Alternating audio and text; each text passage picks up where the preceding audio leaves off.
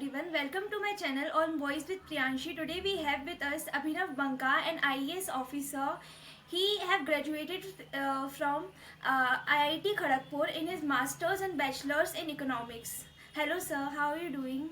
Hello, Priyanshi. Thank you. Good afternoon to you and to your listeners as well.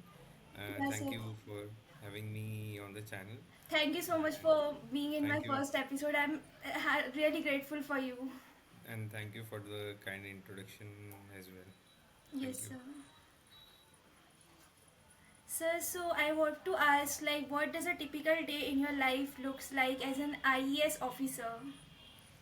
Okay, so Priyanshi, first of all, I think before even I joined, me as an individual and all individuals around the country have the perception that the government is working like till 5 p.m. and you can easily go after 5 p.m. No matter what work do you have, you can just leave the office. But that is not true, at least Okay. now, and more so after this work from home thing has been introduced after the COVID thing.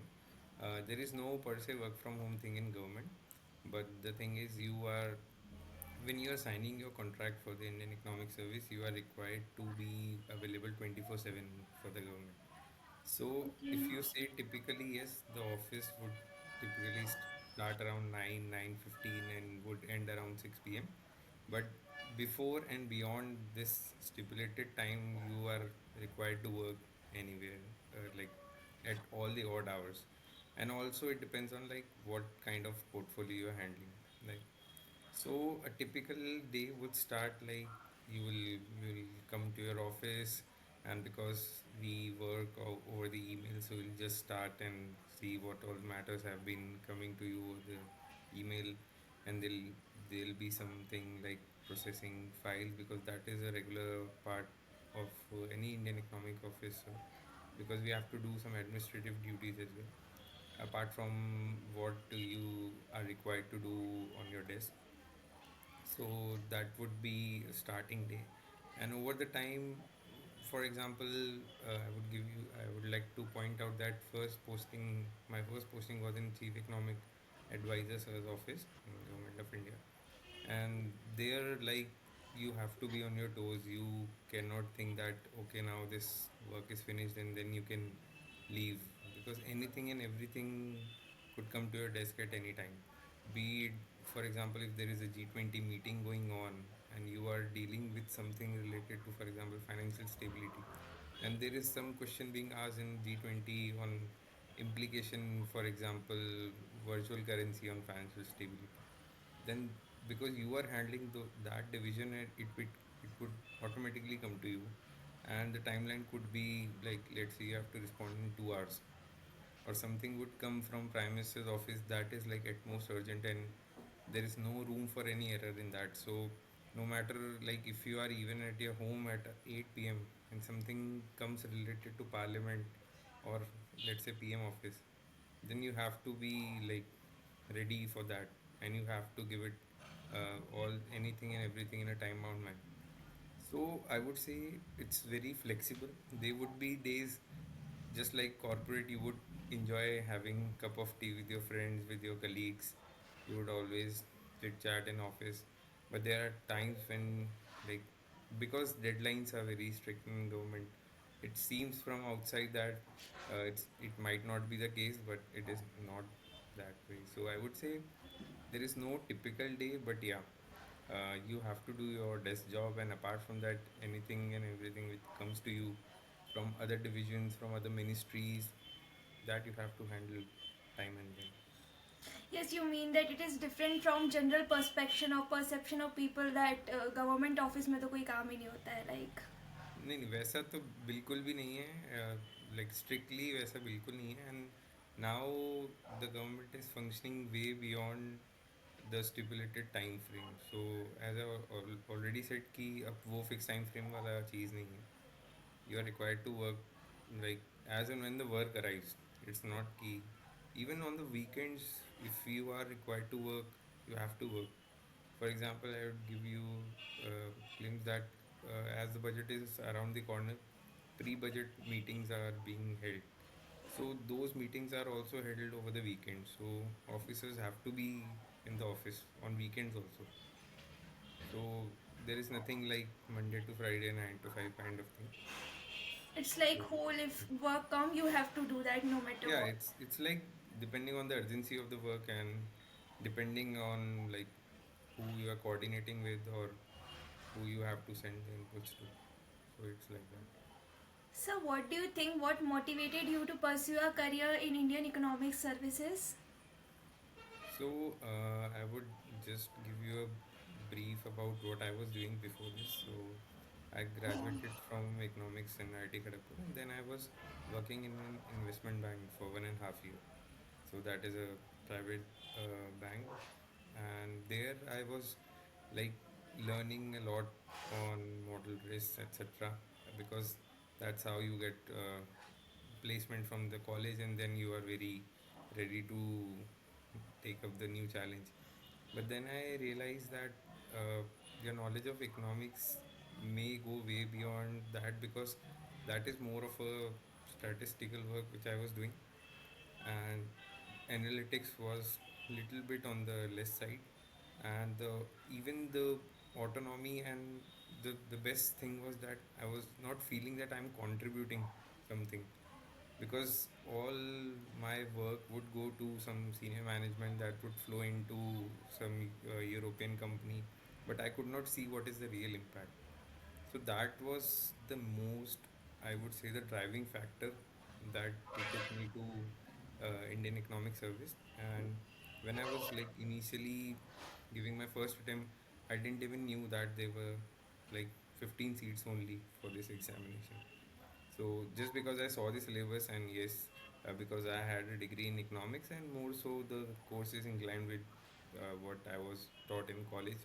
So I thought to pursue, and while I was also preparing for civil services, so I think I wanted that IES is a better option, because I can always be associated with my uh, uh, the degree basically, because I felt that I always wanted to learn economics and always wanted to apply economics, and that is, I think, something which should drive anyone for the Indian Economic Service, And you because basically wanted IES to create the an impact.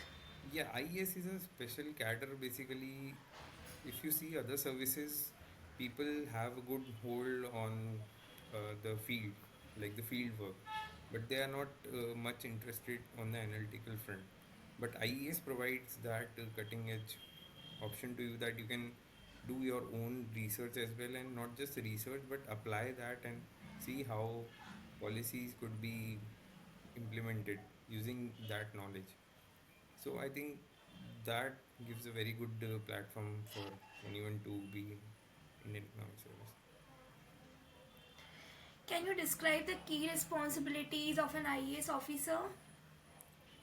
So Priyanshi, as I already said, that there is no hard and fast responsibility which you could assign to anyone. It completely depends upon like which division you are in or which department you are in. For example, if you are in Ministry of Rural Development and you are dealing with housing schemes, then you will have to visit villages or rural areas and see how many like projects have been implemented, whether the allottees or the beneficiaries have got the possession or not, how much funds have been allocated, whether those are used in the right direction, etc. What are the grievance redressal mechanism, etc. Are there might be some RTA queries as well for those who have not received their allocation, while they might have applied quite a long ago. So that could be a work for anyone posted in the rural ministry. But for someone who is posted maybe, let's say, in investment division, he would be looking at India's bilateral treaties with other countries, how the investment rules are being designed based on treaties. Someone in posted in Ministry of Commerce would be looking at the FDI rules, how the foreign direct investment and portfolio investments are coming into India, what what are the policies that needs to be changed with respect to some countries. While if you see someone maybe posted in financial services, He would be looking at the banking sector. He would also be looking at maybe insurance related thing. Someone may be posted in the gift city and he'll be looking at entirely new things. So I think the responsibilities are basically assigned as per your role, but a basic responsibility would be like uh, at your desk you have to be top notch because you have to provide uh, inputs for something which goes at very high level. For example, if someone is posted in international economic relations division, then they are taking care of all the multilateral forums, for example BRICS, G20, G7, ASEAN, etc. And they are negotiating there with other countries. So negotiations are sort of that you have to have a holistic viewpoint on the subject, and you have to have your own viewpoint as well. So a good example could be like recently COP 29 happened in November. So you can see the videos how India presented its point on the global platform. So I think the responsibilities, as I said, there is no one responsibility. Anything and everything can come to you, but yeah, it depends on like which division you are posted on. And then, for example, if you are posted in agriculture, then you might have been assigned a particular scheme. Then in and out, you have to look at that scheme. For example, if you may be posted in economic division, which is a division within Department of Economic Affairs, then you may be looking at the economic survey. So economic survey, everyone reads, or like who is preparing, who is not preparing, or like anyone who is preparing for any competitive exam, he or she is aware about the economic survey. So that there is a complete division which looks after that. So if you are posted, then your work is entirely devoted to economic survey. So that I would say this is the best thing of Indian economic services, the multi-dimensional roles which you get to play. And it's not like if you are posted in one division in one time, like for 10 years you are in same division. Rarely. After 2 or 3 years, you get the opportunity to work in some other division or department or even ministry.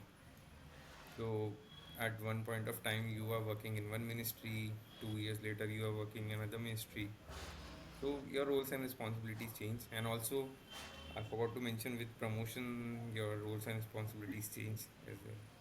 So that I would say Yeah, it is is the like life of Indian diverse. Economic Service Office. Yeah, it's like diverse, very diverse field. Like Yeah, you have to get to know various things in yeah, your whole tenure of that work. exactly. So what, what feels you to work in Ministry of Finance? Like, how do you feel working in Ministry of Finance? So, like, I'm lucky enough that presently the ministry is there in North Block itself, because, as you may be knowing, that Central Vista, which is the government's flagship project, is being established, and it will take some time, maybe a year or two. By then, the ministries will be shifted to Central Vista, and museums will be made for these both North Block and South Block. So the feel of working in Ministry of Finance, which is housed in North Block, is very surreal, because over the time period, each and every person who has worked in Ministry of Finance has walked in those corridors. The the infrastructure there is like very gigantic, and you can't even compare it to any other office or, let's say, building. It has its own magnificence. So, working in Ministry of Finance also is very special because it is one of the major ministries in government, and the kind of people you have in Ministry of Finance, like, because Ministry of Finance houses Department of Economic Affairs, Revenue, then there is DFS, etc. So there is a good bunch of very renowned and you could say wise people who are working, and you get to learn a lot even by talking few minutes with them. And also people from across the services are working in Ministry of Finance, so you get to interact a lot with other service officials as well, who are working on deputations who are handling like multiple charges. There are people who are handling multiple charges.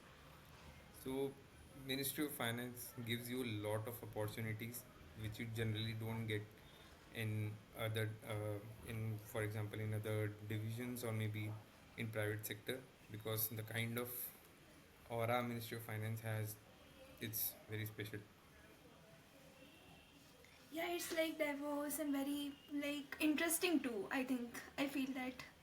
Yeah, it's quite interesting because, see, for example, the if there is a very high level meeting and you get to see professors or industry experts who are like at the peak of their career and who generally you don't get to meet them in person, but through Ministry of Finance, through your role as Indian Economic Service Officer, through your role as a desk officer, you get to interact with those people.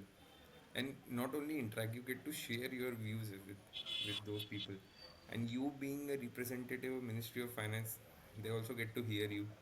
And that is something very, you feel very privileged that you are being heard at, by those people who are like so knowledgeable. So I think I would give you a very good example that I was myself made a licensing officer for Professor Jagdish Bhagwati.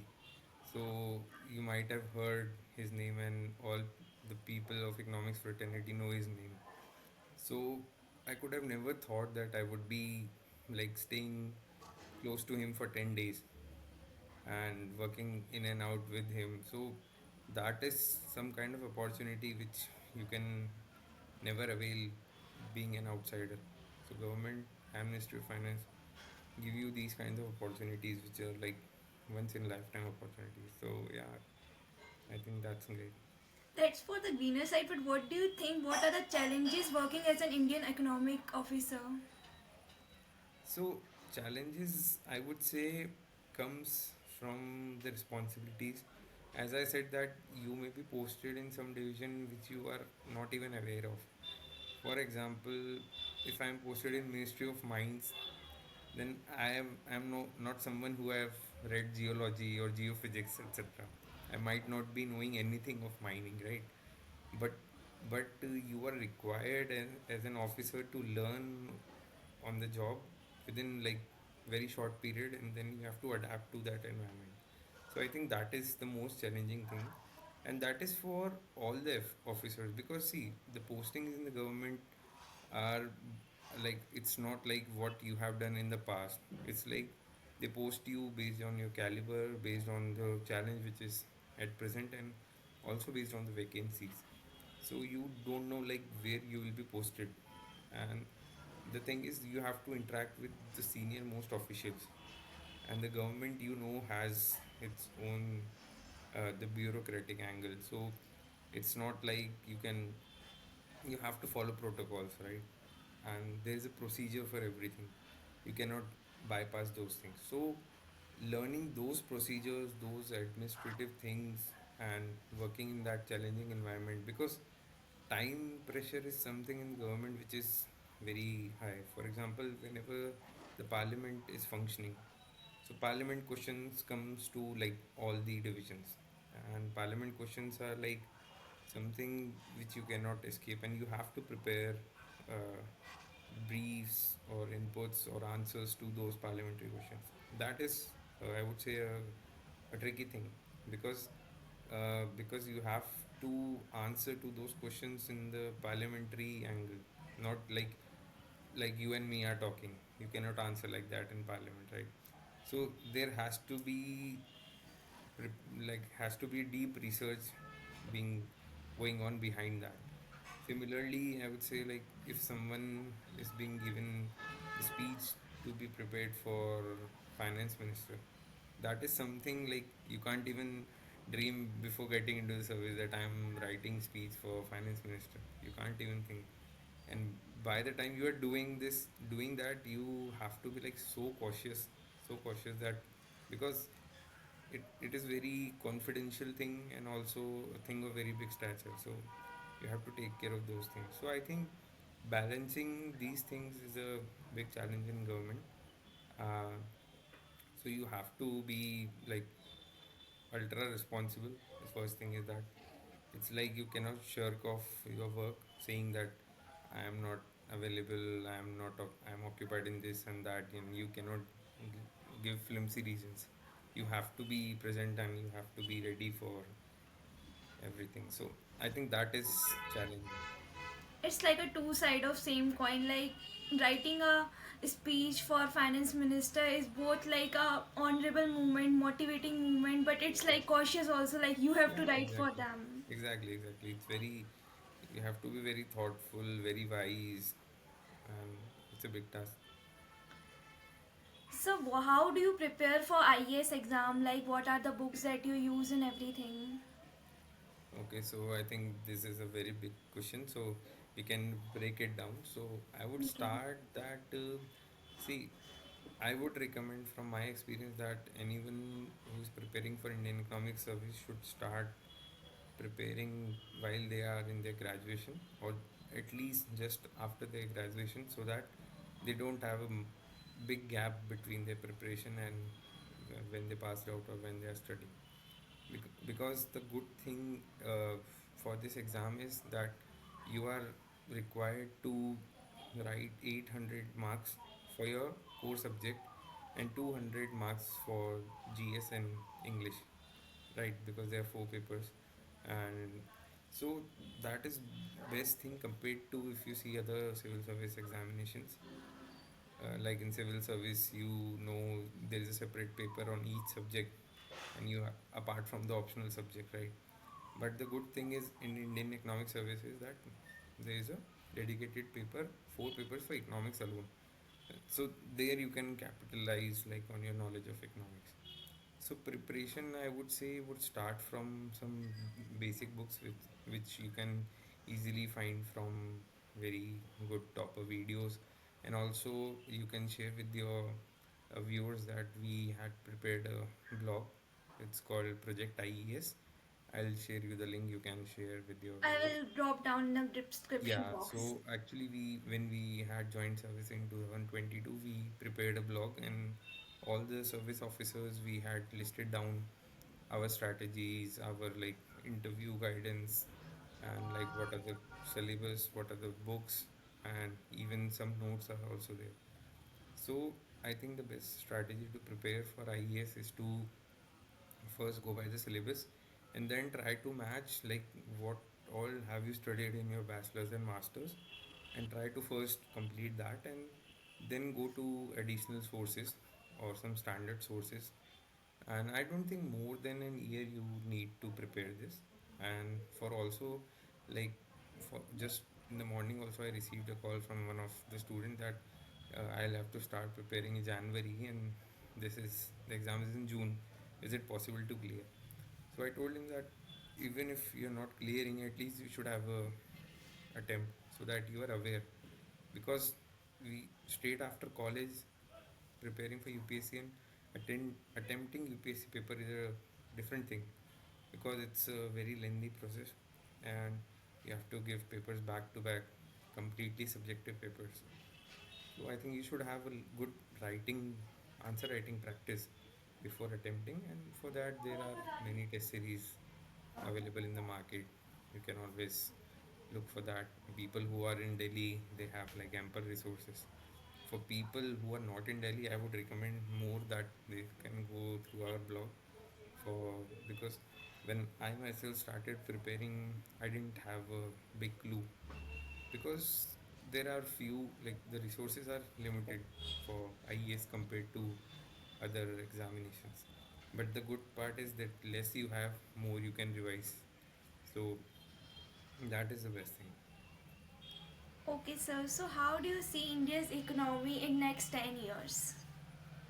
So Indian economy in 10 years, I think it's a very far-fetched idea.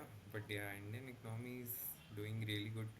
As you might know that the growth rates have been keeping up quite a lot of time. Only in the recent quarter there was a dip, and that could be like very transitional.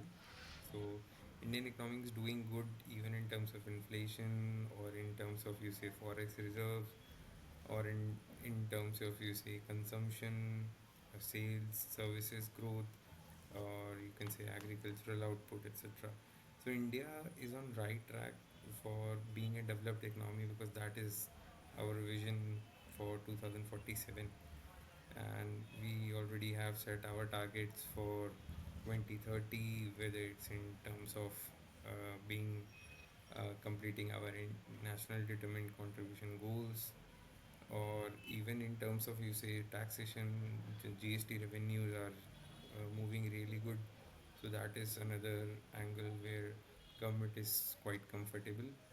And so I think 10 years down the line, infrastructure spending, which, or you can say the capex capital spending, which has been the government's priority, is going really good, and India is moving in its direction of capitalizing on its medium term framework, where the fiscal deficit is on the right track for 4.5% target. So India, I think it's macroeconomically saying India is doing good. There are sectors which needs some attention, and government is already catering to them through schemes like production link incentive to boost manufacturing sector, etc. So I think more or less India is on right track, and there are all the economies face some issues in one or two sectors, and that is quite transitional. So apart from that, I think it's all good. So how do you manage, like इतना hectic हो जाता होगा, so how do you manage your work life balance? So work life balance, fortunately I would say it's very good in Indian economic service compared to other civil services, because more or less you would say on the weekends you are not generally required to work unless there is some urgency. So you have your weekends, you can easily spend your weekends uh, enjoying, studying, whatever you like to do. You can do extracurricular activities, and also after office hours you get a lot of time, because uh, the good thing is that all the ministries are in Delhi only. So even if you have to travel for work, more or less it would be within the city, right? So that is quite a lot of time saving you can do. And apart from that, as I said, weekends are truly to you. You can do whatever you want. And even on the weekends, it's not like you have to go to at 7 or 8. Generally, there is a fixed time you can follow for going to the office. Yeah, but coming from the office, it's not a time bound manner. You have to be anytime what is required in the office. But yeah, balancing life is little bit easier in Indian economic service. You get to get leaves uh, quite like easily. If not, it's very tough. It's easy to get leaves, and you can take your time off. You also get opportunity to do study outside India also. By after 5 year completion of 5 years, you can do masters program for 2 year, for 1 year, by taking study leave. People do PhD as well. So you get a lot of opportunities apart from the office work. There are meetings, you will get to travel also. So I think it's a good balance to do things. Is there any particular university that you get to get there, like after being a part of IES or?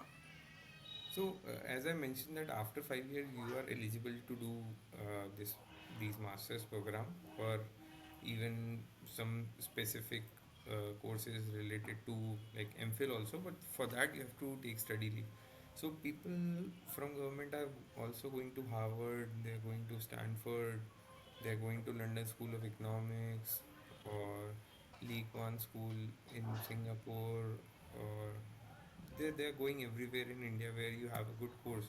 So generally, people would prefer doing masters in maybe public administration, because that is something which you can get good hold of. And then people also do masters in economics. So opportunities, I think there are a lot of opportunities. There is no single university, but if you target any particular university, it's nothing that you cannot go there. You can always pursue whatever interests you, because the good thing is government does not bound you that you have to do master in this university. It's completely upon you. You can do from wherever you want. So it's only about getting appropriate number of leaves and seeing the time frame of the course. whether it should be suitable to you as well as a ministry. That is something. So you can do from wherever you want. I think they provide ample amount of opportunities to officers to like pursue their higher studies. Yeah, higher studies exactly. And as I said, that there are officers in ministry right now and in Ministry of Finance who are doing their PhD also. So they take like a 1 year study leave for coursework. They might be doing from JNU, they might be doing from, for example, IIT Delhi or IGNU, etc. But there are people who are doing PhD as well. So the opportunities are like ample opportunities. So, what message you like to give to a youth? So I would say that the best thing is that this service is really good in terms of its stability and the kind of opportunity it provides, and also that you can always be associated with economics, which is your core subject. So the best thing is if you can enter the service at a really early age, because that's how your promotions are also decided. So try to get into the service at the early age and don't get bogged down by the number of seats, because the structure of this service is such that you will never get like 100 seats in any year. It will be between 15 to 20, because it's a small service of approximately 530 officers. So they have to balance the pyramid of promotion as well, right? So it's like clearly you won't get much seats. So you don't need to get bogged down by the number of seats, that it's only 15 and it's very difficult. You just keep preparing for the exam and just try to write the exam as maximum times you can. If not first attempt, then second. If not second, then third. And you won't regret your time, because if you started really early age. So I think start early and starting with good focus, I think is very beneficial for this. And I believe the opportunities are like endless in this service. So never just think that other services or other group A services are only worthwhile. This service has its own charm and has its own cadre. So there are plenty of good opportunities in this service that I you can think it avail. is bit underrated than IES, but it's nice. Like everything See, about this job.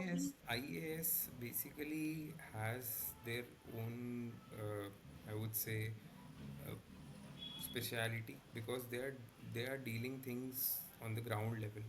So if you are at the ground level, you have to be like very versatile and very dynamic, because now and then anything or everything could happen on the ground, because there is a good public dealing involved. In IES also there is a lot of public dealing which is involved, but it's in some other form. And people, it's like IES you can say we work in complementarity. We are also working in same verticals where IAS are working, and so it's not like any service is subordinate to any service. It's just that the kind of work which they are doing, it's different, and that's why they have that authority and responsibility. So people are always seeing the good sides, that they have these cars and they are getting all the popularity, etc. But people don't know like what kind of responsibility also they have. So, with, as they always say, with great power comes great responsibility. So I think that is a kind of thing. Yeah. But IES also has its own authority in terms of the intellectual output which IES provides, and that it does not match any other service, because the kind of intellectual output which comes of the officers of IES, it's not easy to like match by other services, because they don't have that kind of background or training per se. The training for IES is quite different from other services, because of the kind of work which we are required to It's like both the IES and IES are like complementary to each other. Like, do. Like it's for all the services. As I said that there are in all the divisions in ministry, people are IES also who are posted, IRS are also there who are posted.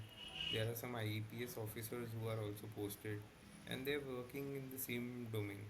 So, as I said, as a government servant, as a group A officer, you are required to do each and everything. So you can be like, even you can be sent on the ground any day for any public work, and that also happens. So, and also there are like IES officers who are the personal secretaries of ministers. So, and there are also IES officers who are personal secretaries. So at that level you are just doing the same kind of job, right? So there is nothing which makes people believe that IES is like not at par. The kind of responsibilities are different, and people need to understand that, rather than just looking at the big cars and all the media which Yeah, people all the gets. publicity that they get, like Yeah, so IES. yeah, exactly, that is the difference. Yeah. It was nice having you, sir, here. Thank you, Priyanshi, and I think I believe I could reach out to your listeners in some interesting way. But yeah, this is a topic which is never ending, and you can always speak If we start, we can go up to endless. like Yeah, you can go on and like go on. endless. There is nothing, because as you progress in your service career, you get more and more of moments and events to share, and even the, like as you mentioned, the responsibilities. So I would say it was a very good session, and thank you for inviting me. I Thank you hope so much, I sir, could for coming be here. useful for people who are interested in this service, and they can also reach out to me anytime and every time I'm there on LinkedIn. They can search and reach out to me or mail me, because as I said that we have our contacts even in that blog, which I'll be sharing with you, and you can share with your viewers as well. Sure, sure. Thank you so much, guys, for listening to us. Thank you so much. Thank you, Priyanshi.